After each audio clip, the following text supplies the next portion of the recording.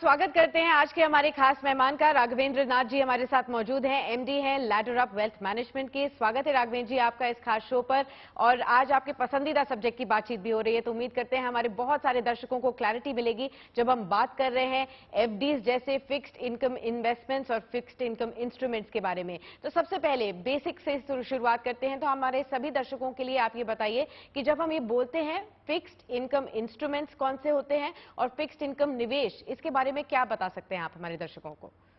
साक्षी, कभी भी कोई निवेशक जब अपना पैसा किसी दूसरे को देता है तो उसकी एक सबसे पहली एक जरूरत होती है कि उसकी एक तो कैपिटल प्रोटेक्ट रहे। जी कि उसने 1 लाख रुपए दिए तो 1 लाख वापस आ जाए, बैंक को दिए तो बैंक से आ जाए। जी। जब क्योंकि वो एक सेक्रीफाइस कर रहा है अपनी लिक्विडिटी को, साल 2 साल 3 साल के लिए, उसको कुछ ना कुछ रिटर्न आना चाहिए। अगर वो रिटर्न पुख्ता है और एक फिक्स है, जिससे जैसे बैंक इंटरेस्ट देता है 7%, 8%, 9% का है, तो उसी को फिक्स्ड इनकम इंस्ट्रूमेंट्स कहते हैं। और ये एक बहुत बड़ा मार्केट बन चुका है हिंदुस्तान में, क्योंकि बैंक्स में तो लोग अमूमन डालते रहते थे पुराने जमाने से फिक्स्ड डिपॉजिट में, और 8-9%, 10% का रिटर्न कमाते थे। पोस्ट ऑफिस था, पर उसके अलावा भी बहुत सारे आयाम इस समय मौजूद हैं निवेशकों के लिए, जहां पर वो फिक्स्ड इनकम रिटर्न्स प्राप्त कर सकते हैं अपने इन्वेस्टमेंट्स के लिए। बिल्कुल। तो इसमें राघवेंद्र जी ये बताइए कि क्या बढ़ते हुए ब्याज दरों को देखते हुए निवेशकों को इस समय फिक्स्ड इनकम प्रोडक्ट्स में निवेश बढ़ाना चाहिए? हाँ, तो पहले तो देखिए, फिक्स्ड इनकम एक ऐसी जरूरत है जिसको नकारा नहीं जा सकता है। तो क्या है कि ब्याज दर कम हो या ज्यादा हो, जो आदमी जो एक रिटेल निवेशक है, जिसके पास पैसे कम हैं, और या जो कि थोड़ा लो रिस्क है, जिसको अपने अपने अपना जो उसका जो पूंजी है उसको रिस्क पे नहीं रख डालना चाहता, उसके लिए फिक्स्ड इनकम हमेशा ही अट्रैक्टिव ऑप्शन रहेगा। और तो कम रेट हो या ज्यादा रेट हो, उससे फर्क नहीं पड़ता। पर हाँ, क्योंकि अभी इंटरेस्ट रेट बढ़ गए हैं, तो आज जो भी निवेशक निवेश करेगा फिक्स्ड इनकम में, उसको 1 या 2% एक्स्ट्रा रिटर्न मिलेगा बनस्पत 2 साल पहले, जबकि जी इंटरेस्ट रेट बहुत कम थे। तो बिल्कुल। ऑब्वियसली अभी अट्रैक्टिव हो गए हैं फिक्स्ड इनकम ज्यादा। जी। अब जब सबसे बेसिक से अगर हम शुरुआत करें तो बैंक डिपॉजिट या एफडीज जैसे आपने बताया फिक्स्ड इनकम प्रोडक्ट्स होते हैं। अब इनमें पैसा रखने से एक्सपर्ट्स हमेशा मना करते थे आए दिन, क्योंकि इन्फ्लेशन को ये बीट नहीं कर पाते थे जो इनका ब्याज दर मिलता था, क्योंकि ये इंस्ट्रूमेंट्स टैक्सेबल भी होते हैं। तो ऐसे में अब जो करंट सिचुएशन है जहां पर ज्यादातर बैंक 7% से ऊपर तक के अब ब्याज दर दे रहे हैं फिक्स्ड डिपॉजिट्स में, क्या एडवाइस करेंगे कि इस वक्त एफडीज में पैसा रखना सही रहेगा?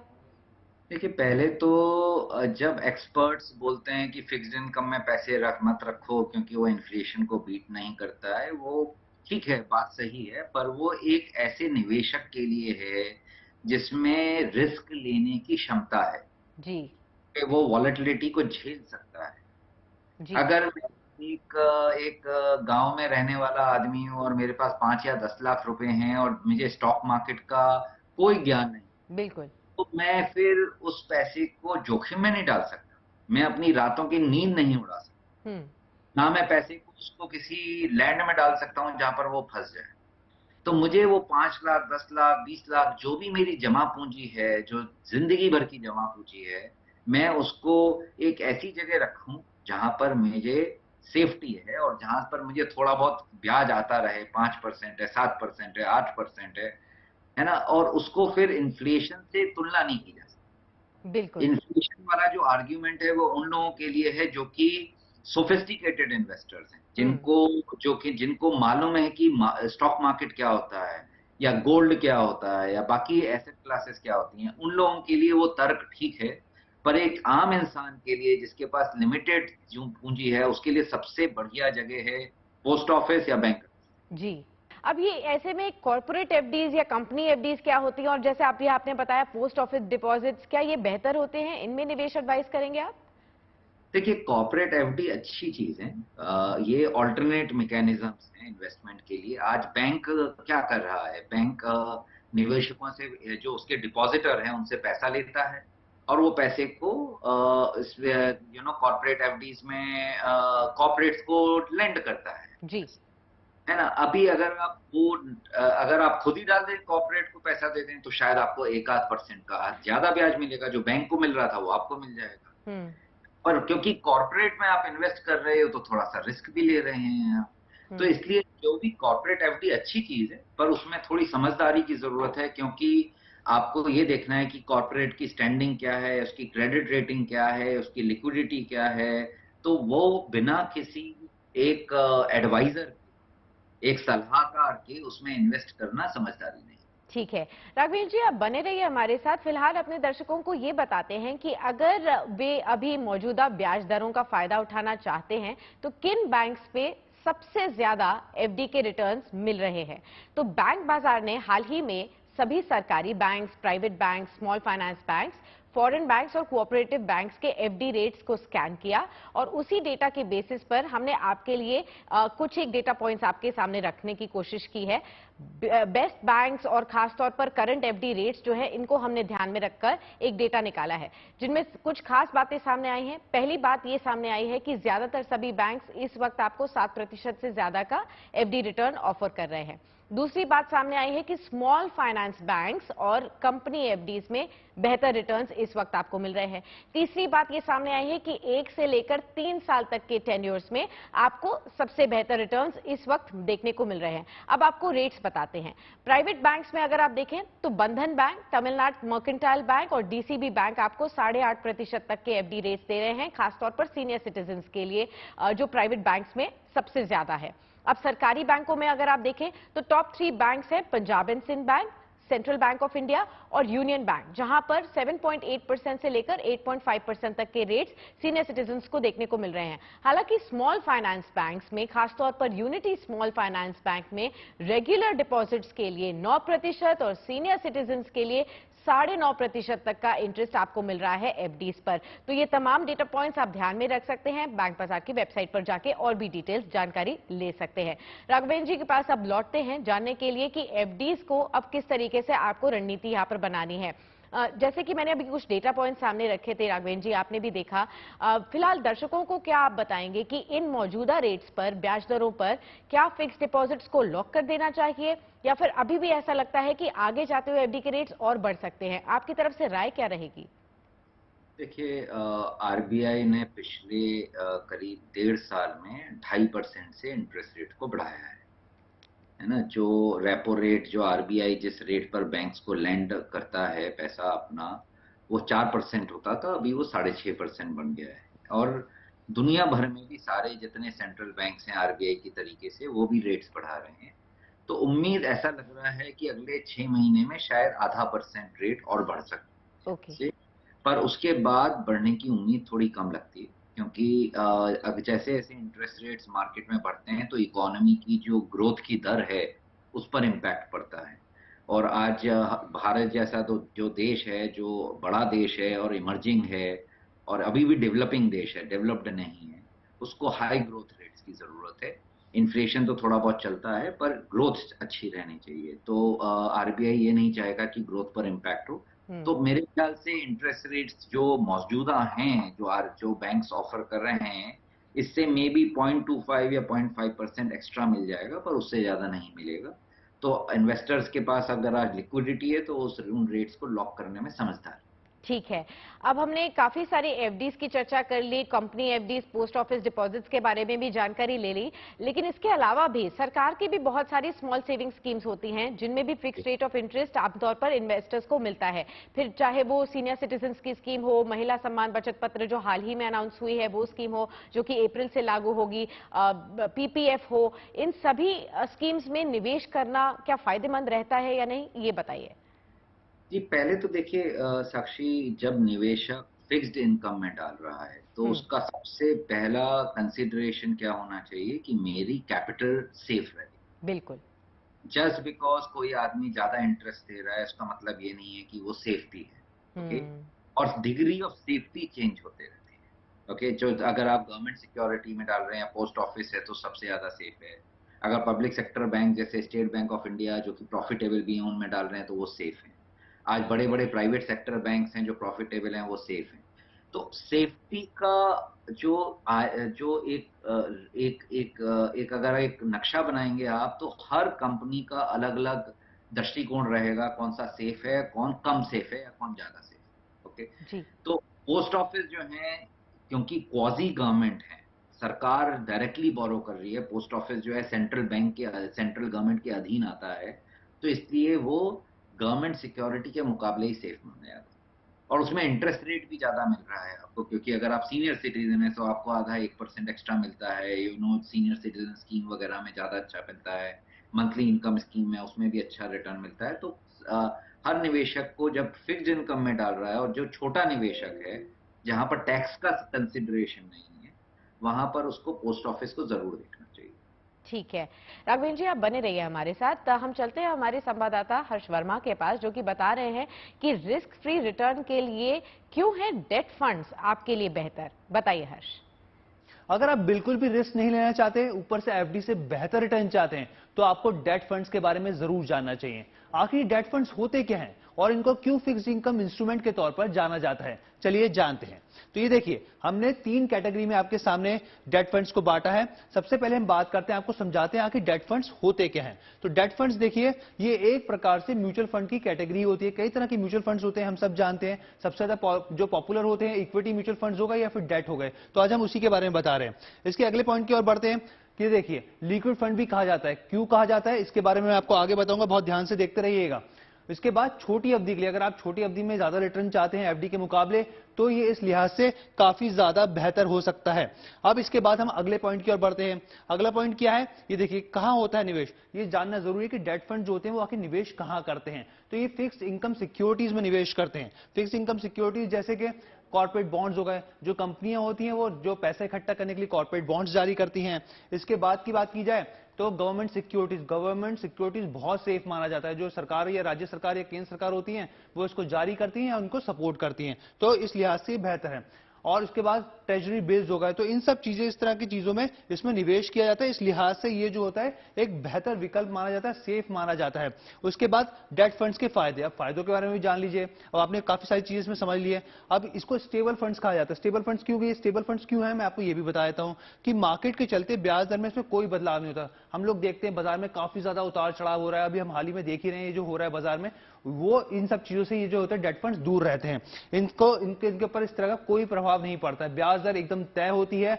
जो जब अपने डेट फंड्स लेते हैं, उसके बाद एक फिक्स्ड टेन्योर होता है इसका, कि इस टेन्योर में आपको ये ब्याज पर इतनी, इस डेट को मैच्योरिटी होगी और आपको इतना पैसा रिटर्न जो है, इतना रिटर्न मिल जाएगा। इक्विटी फंड के मुकाबले पैसा सुरक्षित रहता है। जैसा कि मैंने आपको बताया कि बाजार के उतार चढ़ावों से ये काफी दूर रहता है, इससे कोई लेना देना नहीं होता। अब उसके बाद लिक्विड फंड, लिक्विडिटी की कोई समस्या नहीं होती। शुरुआत में मैंने आपको बताया था क्यों इसको लिक्विड फंड कहा जाता है। आप जब चाहे इसमें से पैसा निकाल सकते हैं। इसमें इस तरह की चीजें से, मान लीजिए कि आपने 1 यूनिट भी अगर आप रिडीम करना चाहें तो 1 यूनिट भी रिडीम कर सकते हैं। एफडी में क्या होता है, आपको पूरी एफडी तोड़नी पड़ती है, लेकिन यहां पर ऐसा नहीं है। इसमें आप चाहे जितनी मर्जी यूनिट रिडीम कर सकते हैं, और वो जो पैसा है आपका एक ही दिन में आपके अकाउंट में ट्रांसफर हो जाता है। तो यहां तक तो आपको क्लैरिटी मिल गई। अब देखिए, फाइनेंशियल गोल्स की बात करते हैं। फाइनेंशियल गोल को पूरा करने में डेट फंड बहुत ही ज्यादा फायदेमंद होते हैं। शॉर्ट टर्म्स होते हैं, जो आपको 3 साल से कम के जो अवधि वाले फंड्स होते हैं, अल्ट्रा जो फंड्स होते हैं, ये भी बहुत ज्यादा फायदेमंद होते हैं। ये 6 महीने, 1 साल, 2 साल के हिसाब से ये फंड्स होते हैं, जो एक अच्छा खासा रिटर्न एक निवेशक को तौर पर दे देते हैं। अब रिटर्न की बात की जाए, एफडी हो, आपका सेविंग अकाउंट हो, या फिर आरडी हो, पोस्ट ऑफिस स्कीम्स हो, जिसको रिकरिंग डिपॉजिट कहा जाता है, उनके मुकाबले इससे बेहतर रिटर्न मिलता है। कितना बेहतर रिटर्न मिलता है, ये भी मैं आपको बता देता हूं। एफडी के मुकाबले 1.5 से 2% जो है इसमें ज्यादा रिटर्न मिलता है। अब इसके बाद हम बात करते हैं कि भाई इसकी फीस कितनी है। तो दूसरे फंड्स के मुकाबले जो ट्रांजैक्शन फीस होती है ना, इसमें कम होती है। इसकी एक और खासियत है। इसकी एक और खासियत क्या है कि इस पर जो डेट फंड्स होते हैं उसके ऊपर टीडीएस नहीं लगता है। तो ये सारी चीजें आपको फायदे समझ में आ रहे होंगे, जो हम लोग कोशिश कर रहे हैं आपको कि आसान भाषा में आपको समझा सकें। अब इसके टैक्स के नियम भी समझ लीजिए, ये भी बहुत आसान है। 3 साल के बाद अगर आप इसको रिडीम करते हैं तो long term capital gain tax लगता है। Long term capital gain tax कैसे लगता है, ये भी समझ लीजिए। इंडेक्सेशन के साथ जो मुनाफा होता है उस पर 20% का टैक्स लगता है। इंडेक्सेशन क्या होता है कि अगर आप मान लीजिए आपको कोई फायदा हुआ तो उसको महंगाई के साथ साथ एडजस्ट कर दिया जाता है और एक तरीका होता है कि टैक्स को कम करने का, तो ये इंडेक्सेशन होता है। उसके बाद क्या बात यह है, अब शॉर्ट टर्म की बात करते हैं। शॉर्ट टर्म के हिसाब से कैसे टैक्स लगता है? 3 साल से पहले जो यूनिट्स आप बेच देते हैं तो आपको शॉर्ट टर्म लगता है। अब इस पर किस तरीके से टैक्स लगता है ये भी समझ लीजिए कि आपका जो भी स्लैब है, जिस स्लैब में भी आप आते हैं उसके आधार पर इस पे टैक्स लगता है। तो ये तमाम जानकारियां थी जो आपको समझाने की कोशिश की है कि डेट फंड्स होते क्या हैं, इसके फायदे क्या हैं, ये कहां निवेश होते हैं। जी साक्षी। शुक्रिया हर्ष। और अब रुक करते हैं जनता के सवालों का भी। बहुत सारे सवाल हमारे पास फिक्स्ड इनकम इंस्ट्रूमेंट्स और निवेश को लेकर आपके लिए भी आए हैं, पर कुछ एक सवाल हम आज ले पाएंगे आज एक शो पर। सबसे पहला सवाल लेते हैं राघवेंद्र जी। ये पूजा का सवाल आया है कोटा से। वो आपसे पूछ रहे हैं कि मौजूदा अगर देखा जाए चल रही एफडी की जो रेट्स है या जो दर है, अभी जो उनकी करंटली जो एफडी है किसी एक बैंक में है, वो किसी और बैंक में अभी पैसा ट्रांसफर करें जहां पर बेहतर रिटर्न मिल रहा है, या फिर इसे चलने दें? ये उनका सवाल है। पूजा, देखिए समझदारी तो यही होगी कि अगर आप बैंक, जो आपका मौजूदा बैंक है, अगर वहां पर इंटरेस्ट रेट कम मिल रहा है तो, और दूसरा बैंक जो अच्छा रेट दे रहा है तो, और अच्छा बैंक होना चाहिए, छोटा बैंक नहीं होना चाहिए, कोऑपरेटिव बैंक नहीं होना चाहिए। अगर आपका जितना अच्छा बैंक आपका एग्जिस्टिंग है और मौजूदा बैंक है, वैसा ही उसी स्ट्रेंथ का दूसरा बैंक है, और अगर वो ज्यादा इंटरेस्ट दे रहा है तो बिल्कुल शिफ्ट कर सकते हैं आप। पर एक बात का ध्यान रखिएगा, बैंक जब आप अगर एफडी को तोड़ेंगे, बैंक सिर्फ उसी अवधि का इंटरेस्ट जो जिस समय आपने एफडी कराई थी वही देगा। ओके। मतलब कहने का मतलब ये है कि अगर आपने 3 साल की एफडी आज से कराई थी 1 साल पहले, और उस समय रेट उसने 6.5% का दिया था, और उसकी 1 साल की एफडी का रेट था 5% जी उस समय, जी। तो आपको खाली 5% मिलेगा। तो ओके। आपको वो 2.5% का जो नुकसान है या 1.5% का नुकसान है, वो नुकसान आपकी नया एफडी भरपाई कर पाएगी, ये जरा देखने की जरूरत है। इसमें थोड़ी कहीं ऐसा कैलकुलेशन नहीं है लगेगी। कि एफडी में भी नुकसान किया और उसमें जो फायदा हुआ वो पूरा नहीं। बिल्कुल बिल्कुल। और आपने जो शिफ्ट किया उसके बाद आपका फायदा हुआ या नहीं हुआ, इसे डेफिनेटली आप ध्यान में रखें। अगला सवाल लेते हैं। ये रमेश का सवाल है नागपुर से। वो आपसे पूछ रहे हैं कि उनकी सैलरी 50,000 रुपए प्रति महीना है, इसमें से वो 15,000 रुपए हर महीने निवेश कर सकते हैं। अब कितना वो एफडीज में रखें और बाकी कहां पर लगाएं, ये आपसे जानना चाहते हैं। तो उन्होंने अपनी उम्र नहीं बताई है शायद, जी। तो ये मैं यही समझ रहा हूँ कि वो अभी भी जवान है, 25, 26, 27 साल की उम्र है। तो अगर 15,000 रुपये निवेश करना चाहते हैं तो, और तो मेरा सजेशन ये रहेगा कि आप एक जो इक्विटी एसआईपी है उसका कॉन्सेप्ट समझने की कोशिश करिए कि क्या होता है। अगर आपको समझ में आता है तो उसमें 5,000 रुपये से चालू करिए, 10,000 रुपये अपने बैंक में रखिए, और एक बार अगर आपके पास अगर आपके पास 50, अगर आपको 15,000 रुपये हर महीने करना है तो 10,000 रुपये बैंक में रखिए, 5,000 उधर रखिए, और एक बार बैंक के अंदर आपको 1.5-2 साल की जो आमदनी है उसका पैसा खड़ा हो जाता है, और अगर आप जवान हैं तो आप उस, ये एसआईपी है 5,000 की, इसको थोड़ा थोड़ा करके बढ़ा सकते हैं। ठीक है। उम्मीद करते हैं रमेश आपके सवाल का जवाब आपको मिल गया होगा। एक आखिरी सवाल लेते हैं। ये नीरज का सवाल आया है दिल्ली से। वो पूछ रहे हैं आपसे कि वो एक सीनियर सिटीजन है और शॉर्ट टर्म के लिए किन म्यूचुअल फंड्स में वो निवेश कर सकते हैं, ये सब बता दीजिए उनको। देखिए, आप क्यों सीनियर सिटीजन है, पहले तो आपको देखना चाहिए कि आपकी ये जो सीनियर सिटीजन स्कीम है पोस्ट ऑफिस की, उसमें आपने पूरा निवेश किया है नहीं किया। अभी इस साल सरकार ने वो 15 लाख बढ़ा के 30 लाख कर दी है उसकी लिमिट। तो अगर आप उसको एग्जॉस्ट कर चुके हैं तो फिर म्यूचुअल फंड में आ सकते हैं, क्योंकि आपको एक टैक्स का एडवांटेज भी है। तो आप पहले बाकी ऑप्शंस देखिए, उसके बाद अगर म्यूचुअल फंड्स में आना है। इस समय मेरी समझ से जो क्रेडिट रिस्क फंड हैं अच्छी क्वालिटी के, वो बहुत 8-8.5% का रिटर्न जनरेट कर रहे हैं, तो उसमें जाना चाहिए। और एक दूसरी कैटेगरी है डायनेमिक बॉन्ड फंड्स। अगले 2 से 3 साल के लिए अगर आप उसमें निवेश करेंगे तो उधर भी आपको 8 से 9% का फायदा हो सकता है। डायनेमिक बॉन्ड फंड्स में, क्योंकि जब इंटरेस्ट रेट्स नीचे गिरते हैं तो डायनेमिक बॉन्ड फंड्स के जो बॉन्ड्स हैं, जो गवर्नमेंट सिक्योरिटीज उन्होंने ले रखी है या बाकी बॉन्ड्स ले रखे हैं, उनकी प्राइसेस ऊपर जाते हैं। और क्योंकि मेरी एक ऐसी पर्सनल एक ओपिनियन है कि 6 महीने के बाद इंटरेस्ट रेट्स पर पॉज आ जाएगा, ओके। सरकार आरबीआई और नहीं बढ़ाएगी, उसके बाद गिरने चालू होंगे। तो जब गिरेंगे इंटरेस्ट रेट तो आपका रेट ऑफ रिटर्न बढ़ जाएगा। तो आप 2 से 3 साल के लिए अगर आप सोच रहे हैं डालने की, तो डायनेमिक बॉन्ड फंड एक बहुत उम्दा ऑप्शन है। ठीक है, ये भी एक और आपको नई कैटेगरी पता चल गई जहां पर आपके लिए निवेश के ऑप्शंस हैं। उम्मीद करते हैं बाकी सीनियर सिटीजन्स भी इस आंसर को ध्यान से सुन रहे हों और आपके लिए भी ये डेफिनेटली लागू हो सकता है, तो ध्यान रखिए। राघवेंद्र जी, बहुत बहुत शुक्रिया हमारे साथ इस खास शो पर मौजूद रहने के लिए और तमाम जनता के सवालों के जवाब देने के लिए और ओवरऑल फिक्स्ड इनकम निवेश के ऊपर सभी क्लैरिटी देने के लिए। उम्मीद करते हैं सभी दर्शकों को पता चला हो कि किस तरीके से अब वो अपनी रणनीति बदल सकते हैं और जो भी उनका पोर्टफोलियो इसमें अगर बदलाव की जरूरत है तो कैसे आगे बढ़ सकते हैं। बहुत बहुत शुक्रिया। आगे भी आपसे बातचीत जारी रहेगी। फिलहाल के लिए नमस्कार।